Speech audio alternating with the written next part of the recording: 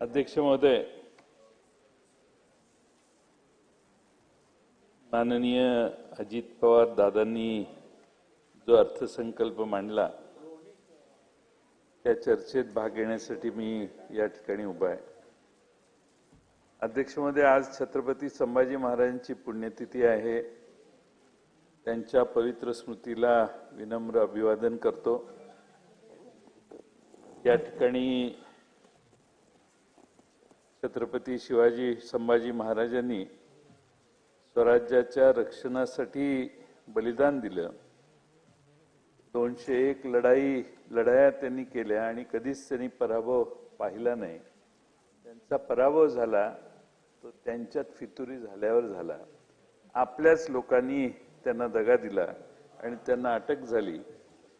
आज त्यांच्या पवित्र स्मृतीला मी अभिवादन करतो आणि माझं भाषण सुरू करतो। अध्यक्ष महोदय, राज्याचे उपमुख्यमंत्री यंदा विक्रमवीर ठरलेले आहेत, कारण अजितदादांनी 11वा अर्थसंकल्प मांडला। याबद्दल सावरकर, मी त्यांचं अभिनंदन करतोय। तुम्ही मध्ये बोलू नका।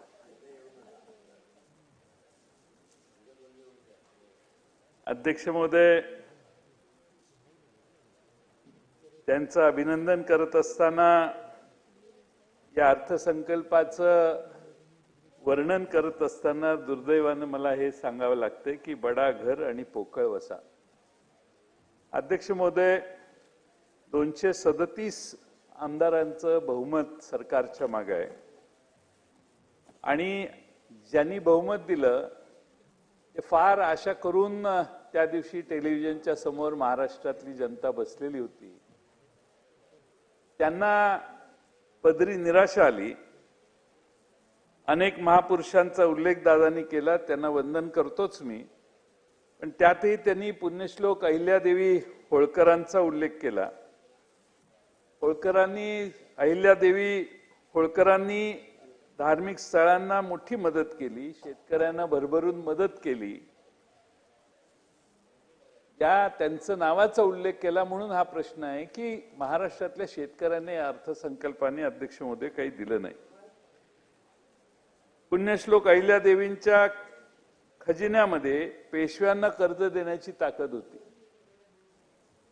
महाराष्ट्र राज्याच्या खजिन्याची आज काय अवस्था आहे? आणि आज आपण महापालिकेला देखील कर्ज देऊ शकत नाही अशी आपली परिस्थिती आहे, कारण आपणच एवढं कर्ज काढलेलं आहे की 2021 साली आपल्यावरचं कर्ज 5,19,000 कोटी होतं। या वर्षी ते 9,32,000 कोटीपर्यंत पोहोचणार आहे। दादांनी कविता दिली, कविता महाराष्ट्र आता थांबणार नाही म्हणून आहे। पण मी विचार करायला लागलो की कविता काही सुचते का बघावं। मला जरा शंभूराजे एवढी मी काही कवीच्या मार्गावरचा नाही आहे, पण तरी 4 ओळी सुचले आहेत।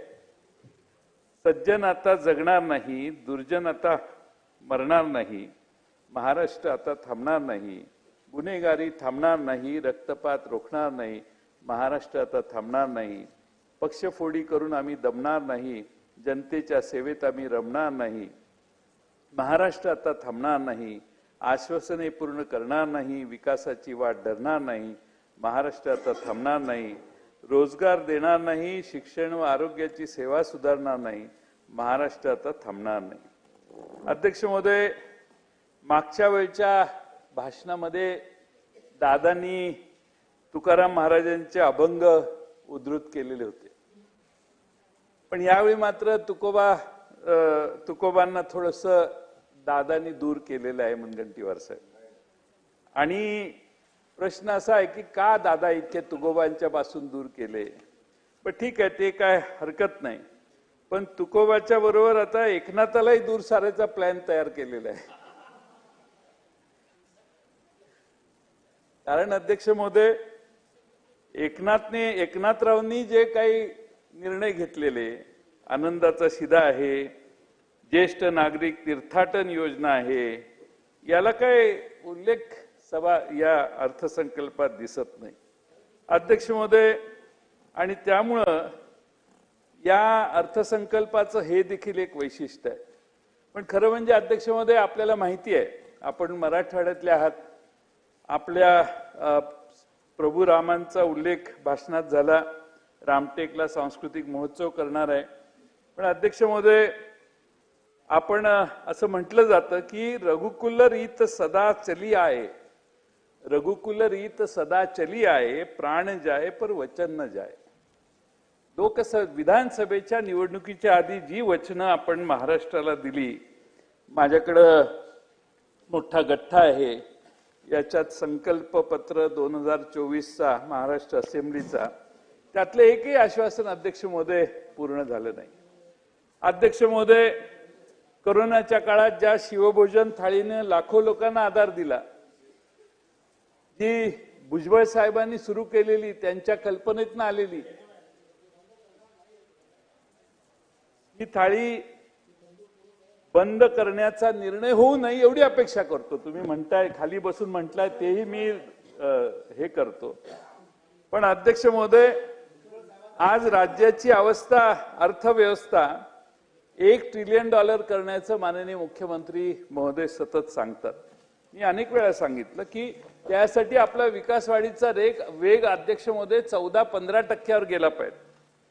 मागच्या वर्षी 8% होता, तो आता 7.3% वर खाली आला.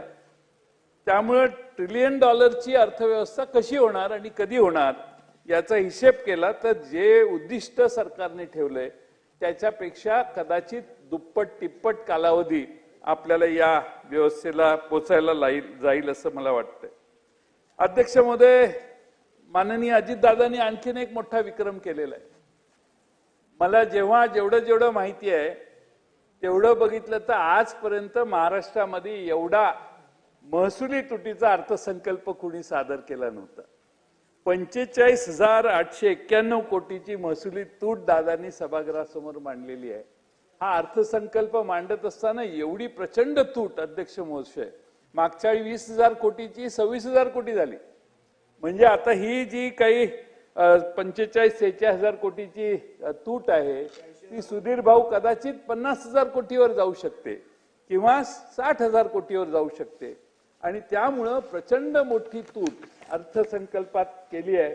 हा एक नवा विक्रम महाराष्ट्राच्या अर्थसंकल्पातला आहे असं मला म्हटलं तर काय वावगं ठरणार नाही. अध्यक्ष महोदय नवीन रोजगार निर्मितीसाठी काही भरीव तरतूद नाही, नव उद्योजकांच्यासाठी काही नाही, आदिवासींच्यासाठी काही नाही, तरुण तरुणींसाठी काही नाही, ज्येष्ठ नागरिकांसाठी काही नाही. त्या महिलांच्या 1,500 रुपयाचे पैसे जे दिले त्यातनं ते आदिवासींच्या बजेटमधूनही काही पैसे घेतलेत आणि एससी सामाजिक न्याय विभागाकडूनही काही पैसे घेतले. म्हणजे तिकडेही काही बोजा टाकलेला आहे. आणि म्हणून अध्यक्ष महोदय काही हरकत नाही, शेवटी महिलांची योजना आपण जाहीर केलेली आहे ती सतत कायम ठेवायला वेगवेगळ्या ठिकाणाहून आपण पैसे मिळवण्याचा प्रयत्न करताय, त्याच्यात माझी काही तक्रार नाही. पण एससी आणि एसटी या बजेटमधूनही आपण आता तिकडं पैसे इकडे वळते करतोय, याची नोंद अध्यक्ष महोदय घ्यावी. अध्यक्ष महोदय खरं म्हणजे सामान्य माणसाचं स्वप्न असतं घर मिळावं, 4 चाकी गाडी घेऊया.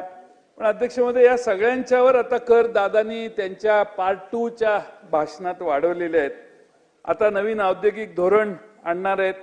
या धोरणात मी यापूर्वी 2-3दा सांगितलं, दादांनी नोंद घ्यावी की हे धोरण करताना महाराष्ट्रातली जी माफियागिरी चालते उद्योजकांना आणि इन्व्हेस्टरना त्रास देण्याची, स्थानिक नेत्यांचे गुंड गुंतवणूकदारांच्या दारात जाऊन सिमेंट, सळी, स्टील, कामगार आमचेच घेतले पाहिजेत असे दम देतात, या सगळ्याला काही मज्जाव करण्यासाठी त्या औद्योगिक धोरणात एक विशेष क्लॉज घालण्याचा प्रयत्न दादा आपण करावा अशी माझी आपल्याला विनंती आहे.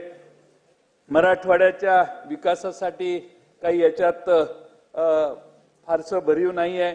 त्या वळण योजना त्या आमच्या वेळी सुरू झालेल्या मांजरपाडा धरण भुजबळ साहेबांच्या पाठपुराव्यानं बरंचसं पूर्ण झालं.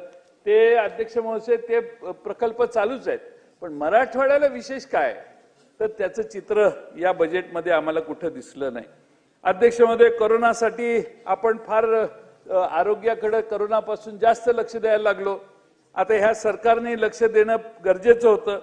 आता 11,728 कोटी रुपयाची मागच्या वर्षीची प्रोव्हिजन एकदम 3,827 कोटीवर आली. मला याचं कारण जर उत्तराच्या भाषणात कळलं की एवढी कमी आपण आरोग्यावर जर खर्च करायला लागलो तर याचा अर्थ एक की आरोग्याच्या सेवा परिपूर्ण आहेत महाराष्ट्रभर. नवं कोणतंही GBS सारखं जर आपल्यावर आव्हान आलं तर आपण ते सहज लिहिल्यागता परत पाठवू शकतो असा आत्मविश्वास असेल तर आमची काय हरकत नाही.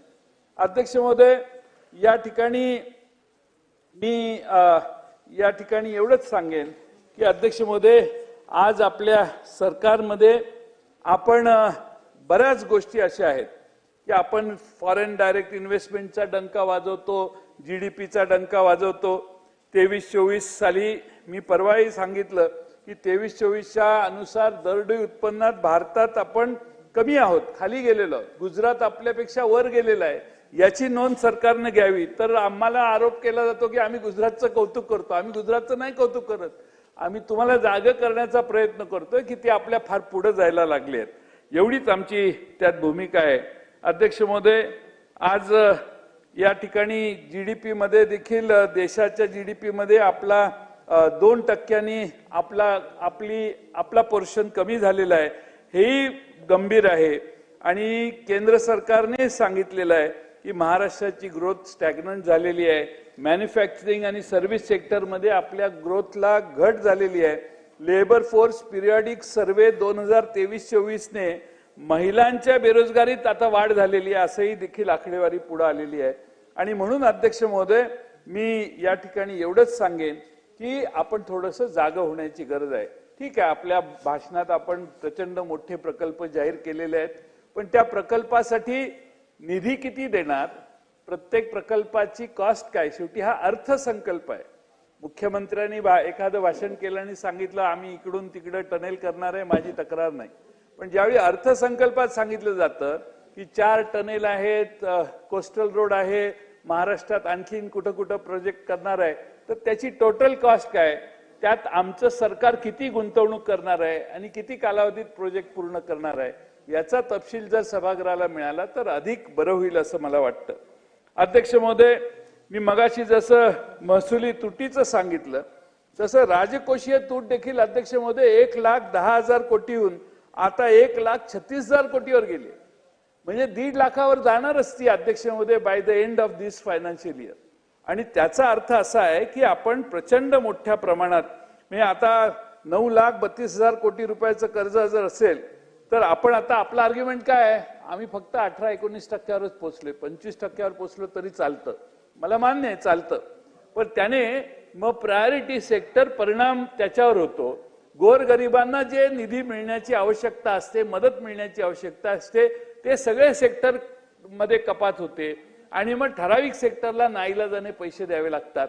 ती पाळी येणार नाही आणि महाराष्ट्राचा समतोल विकास व्हावा. आता आपण मराठवाडा आणि विदर्भाच्या बॅकलॉग मधून जवळपास बाहेर यायला लागलोय.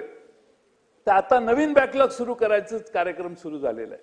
म्हणजे रस्ते विकासाच्या निमित्ताने जो बॅकलॉग आहे तो एकदा महाराष्ट्रात कॅल्क्युलेट केला तर कदाचित असं लक्षात येईल समृद्धी महामार्गाच्या पलीकडे विदर्भाला दुसरा नवा बॅकलॉग हा जो तयार झालेला आहे त्याच्यात विदर्भाला आणि मराठवाड्याला आणि खास करून खानदेशला या इन्फ्रास्ट्रक्चरचे फायदे किती मिळाले याचा अभ्यास केला तर उत्तर नकारात्मक येण्याची शक्यता आहे.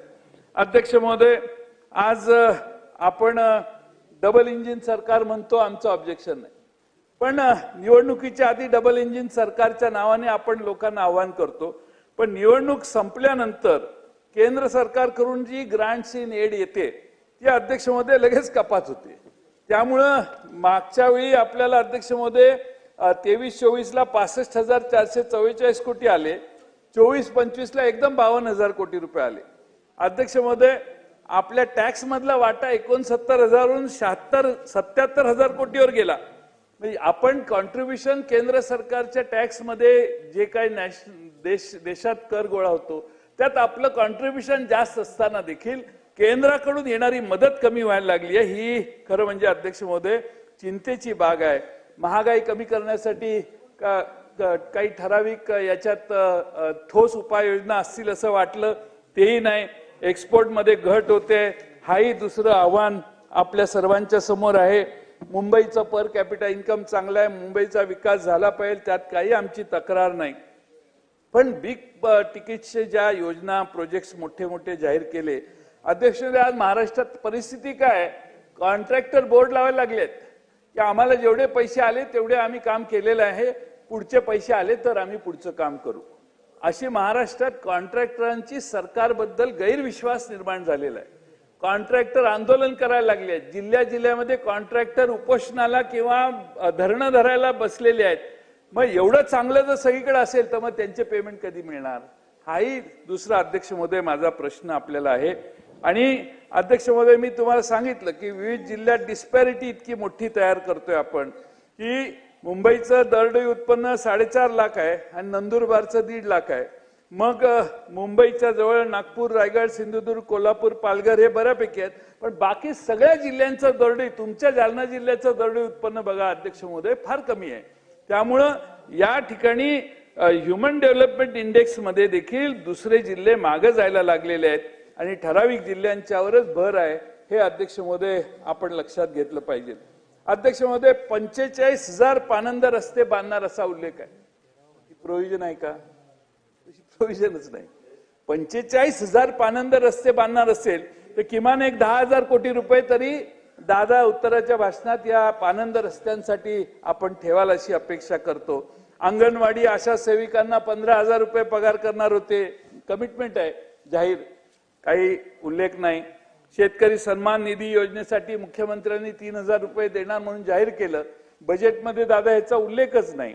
त्याचं काय करायचं, कारण मुख्यमंत्र्यांनी घोषणा केली म्हटल्यावर आपल्याला द्यावेच लागतील, त्याला काय आता ऑब्जेक्शन घेता येणार नाही. ओल्ड एज पेन्शन 1500ची 2100 करणार म्हणून उल्लेख होता. धान उत्पादक शेतकऱ्यांना 25,000 प्रति हेक्टर बोनस देण्याचं आश्वासन होतं. घरांचं उद्दिष्ट 22 सालीच पूर्ण ते सरकार करणार होतं. आज परत आपण 23-24 साली 5,156 कोटी रुपये गृहनिर्माणवर खर्च करतोय. पण अध्यक्ष महोदय आपण सांगतोय की नवीन धोरण आणून उरलेली घरं आम्ही पूर्ण करणार. म्हणजे मागे ज्या मोठमोठ्या केंद्राने घोषणा केलेल्या त्या घोषणात अजून घरं पूर्ण झाली नाहीत, म्हणून आता आपण परत आपल्याकडूनही त्याच्यात हे करतोय. पण अध्यक्ष महोदय घरं बांधण्याची घोषणा मोठी आहे, पण बजेटरी प्रोव्हिजन मध्ये मागच्या वेळी 6,236 कोटी होते, पण प्रत्यक्षात 4,414 कोटी खर्च झाले. आता बजेटमध्ये त्याच्यापेक्षा 4,300 कोटीवर आपण खाली आलोय.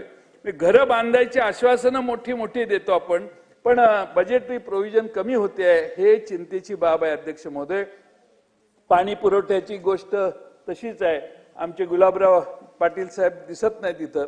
अध्यक्ष महोदय 23-24 साली 8,532 कोटी खर्च झाले. मागच्या आर्थिक वर्षात 7,091 कोटी खर्च झाले, तरतूद होती 7,000च कोटी खर्च झाले आणि आता मात्र 6,914 कोटी रुपयावर गुलाबराव पाटलांची बोळवण करण्यात आलेली आहे. अध्यक्ष महोदय परिस्थिती काय तर 18,000 कोटी रुपयाची बिलं पाणी पुरवठा खात्याची द्यायची पेंडिंग आहेत. 18,000 कोटी रुपये प्रोव्हिजन आहे 6,000 कोटी रुपयाची, 18,000 कोटीची बिलं प्रलंबित आहेत.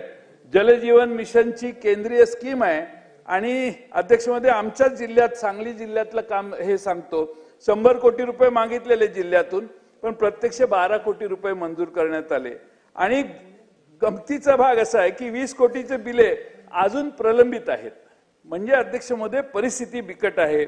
आदिवासी विभागाच्या मध्ये देखील निधी जो खर्च झालेला आहे डिसेंबर पर्यंत तो 1/3 खर्च झालेला आहे. जेवढी प्रोव्हिजन होती त्याच्या 1/3 खर्च झालाय. SC ST OBC समाजाच्या खर्चात देखील 5,000 कोटी रुपयाची कपात मागच्या वर्षीच्या बाबतीत दिसते आहे. कौशल्य विकासातही 10,000 कोटी रुपये खर्च कमी केलेला आहे. आणि त्यामुळे अध्यक्ष महोदय माझी आपणाला विनंती आहे की अर्थसंकल्पात भाषा उत्तम आहे, पण जे आपले नेहमीचे रुटीन प्रोग्राम आहेत ते अफेक्ट व्हायला लागलेले आहेत. मला आठवतं 95 ते 99 युतीचं सरकार होतं, असाच बोजा वाढत गेला आणि त्यानंतर प्रायोरिटी सेक्टर जे आहेत त्याच्यावर फार मोठा परिणाम झाला. आणि म्हणून अध्यक्ष महोदय आपण आपल्या लाडक्या बहिणींना मत हे 1,500 रुपये देणार आहोत, दिले पाहिजे, देताय तुम्ही, चांगली गोष्ट आहे. मी असं म्हणणार नाही की आता ते 2100 रुपये लगेच तुम्ही द्या, कारण तुमची परिस्थिती बघितल्यावर, अर्थसंकल्प वाचल्यावर मला ते धाडस होईना की तुम्ही आता 2100 रुपये देऊ शकाल अशी. त्यामुळे 1500 रुपयावर भागले तर 1500 रुपये सगळ्यांना द्या. माझी कळकळीची विनंती आहे अभिमन्यू पवार, एकाही महिलेचं नाव कमी करू नका. त्या काय मागे लागलेल्या नव्हत्या, तुम्ही जाऊन त्यांची घरात बसून जाऊन अर्ज भरले. स्लॅबचं घर आहे, एअर कंडिशन घर आहे, टीव्हीचं आहे का, 2 चाकी आहे का 4 चाकी आहे, हे आता चौकशी करणं बरोबर नाही. त्यांनी मतदान केलं, निवडून दिले, तुम्ही सगळे निवडून आला. आम्ही चुकून निवडून आलो, पण तुम्ही पक्के त्यामुळेच निवडून आला. त्यामुळं तुम्हाला निवडून आल्यानंतर आता त्यांना कमी करणं म्हणजे निकष लावणं, हे एकही महिला, सगळ्या नाही तर त्या झाशीच्या राणी होतील आणि मग ते फार पंचायत अभिमन्यू पवार गावाकडे जाताना होईल. त्यामुळं कुठल्याही महिलेचं नाव कमी करू नये अशी आमची कळकळीची विनंती आहे. अध्यक्ष महोदय, 17 महामंडळ स्थापित केली निवडणुकीच्या आधी, 18. प्रत्येक महामंडळाला 50 कोटी रुपये देऊ असं सांगितलं राज्यपालांच्या भाषणात. आता मला असं वाटलं की बाबा काहीतरी दादा जाहीर करतील. काहीच खर्च या सरकारने याच्यात आता धरला नाही आणि त्या सगळ्या जी काही लहान लहान समाज आहेत ते आणि त्यांच्या, मला तर असं कळलं दादा की कंपन्या करणार आहे, म्हणजे महामंडळाच्या अंतर्गत कंपन्या करणार आहेत. मग कंपन्या स्वतंत्र महामंडळ नाही, त्यामुळं ते स्वतंत्र महामंडळ करण्याचं जे इम्प्रेशन जनतेत दिलेलं होतं छोट्या छोट्या समाजांना, त्या छोट्या छोट्या समाजालाही फसवल्यासारखं होईल. त्यामुळं सगळ्यांची महामंडळ करा. असं एका महामंडळाच्या अमरेल्याच्या खाली खाली ओबीसी महामंडळाखाली 10-12 खालच्या कंपन्या करणं, हे दिस इज नॉट फेअर. आपली कमिटमेंट आहे, महामंडळ करतो, 50 कोटी रुपये देतो आणि ते देण्याचं काम दादा करतील. दादा कधीही दिलेला शब्द मोडत नाही, तशी दादांची हे आहे, ख्याती आहे. आणि म्हणून दादा नक्की, मला वाटतं की या 17-18 महामंडळांना 50-50 कोटी रुपयाप्रमाणे 900 कोटी रुपये त्यांच्या उत्तराच्या भाषणात जाहीर करतील. कंपन्यांच्या मार्फत कारभार झाला तर घोटाळा होईल, ती महामंडळच व्हावीत अशी आमची आग्रहाची मागणी आहे. पण तो निर्णय शेवटी तुम्ही केला पाहिजे.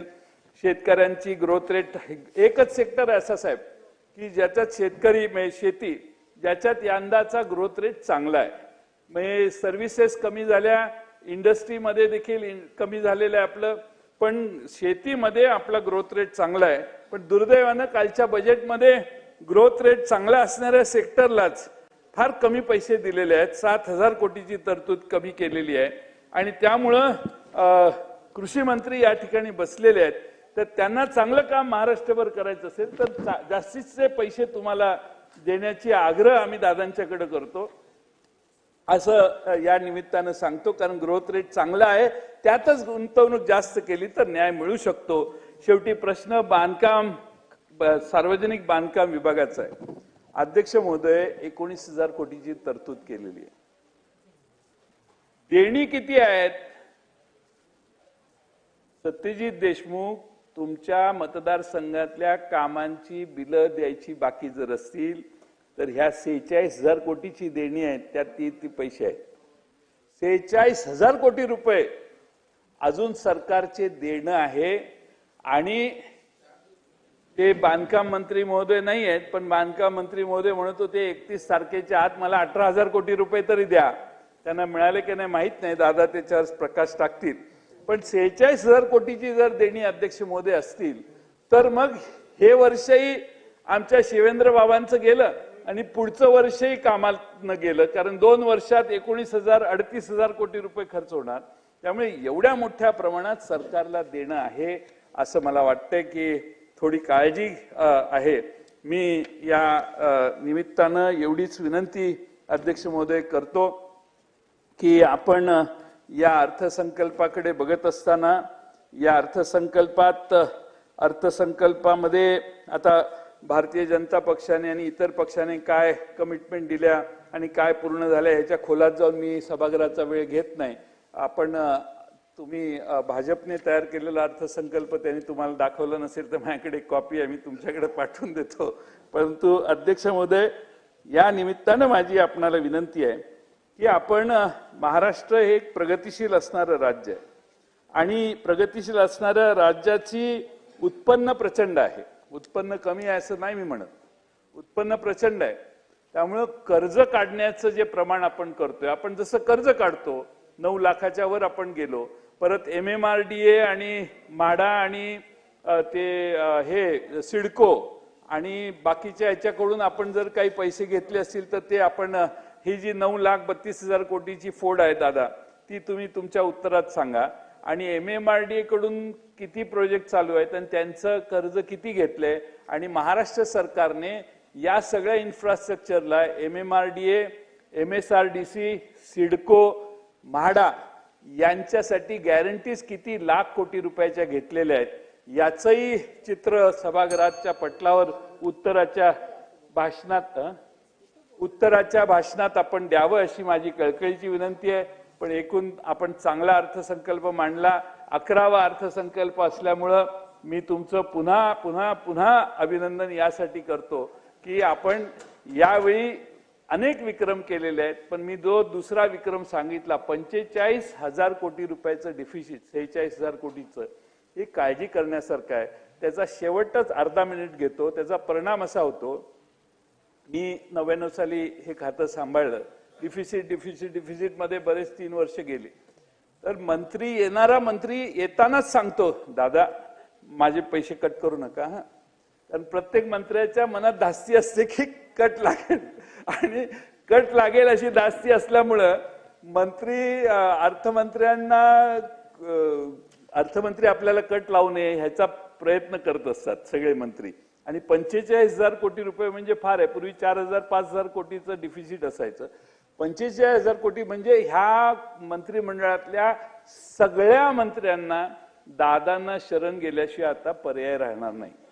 तुम्ही सगळे शरण गेला तर तुमच्या खात्याला कपात लागणार नाही.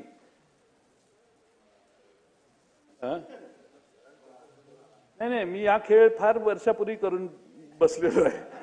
मी ह्याच्यात फार जुना खेळाडू आहे, तुम्ही काळजी करू नका. पण सांगायचं, विनोदाचा भाग सोडून द्या, पण कपात करायला लागेल 45,000 कोटी रुपये. आणि मी मागं सांगितलेलं होतं की मागचा दादांनी अर्थसंकल्प 20,000 कोटीच्या डिफिसिटचा मांडला, त्याचे 26,000 कोटी महसुली तूट झाली.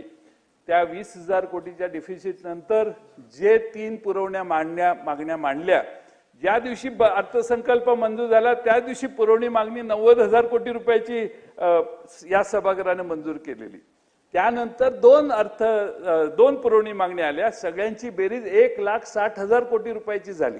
आता 1,60,000 कोटी खिशात नसताना जाहीर केलेले होते ते 1,60,000 कोटी वजा 20,000 कोटी डिफिसिट धरा, तेवढे पैसे जाहीर केलेले होते. ते सगळे कपात करत करत करत 45,000-46,000 कोटीवर डिफिसिट आलं.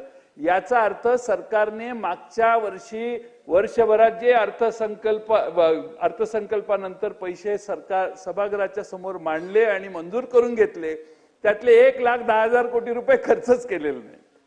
आणि म्हणून माझी आपणाला विनंती आहे की अध्यक्ष महोदय, तरी देखील 45,000 कोटी डिफिसिट आहे, ही काळजी करण्यासारखी गोष्ट आहे.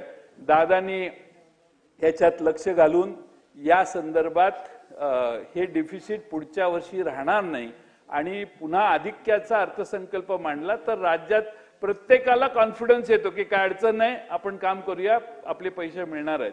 तो कॉन्फिडन्स पुन्हा राज्याचा निर्माण करण्याचा प्रयत्न दादांनी करावा अशी नम्र विनंती करतो. आणि मला आपण एवढा वेळ दिला याबद्दल तुमचे मनपूर्वक आभार मानतो. धन्यवाद.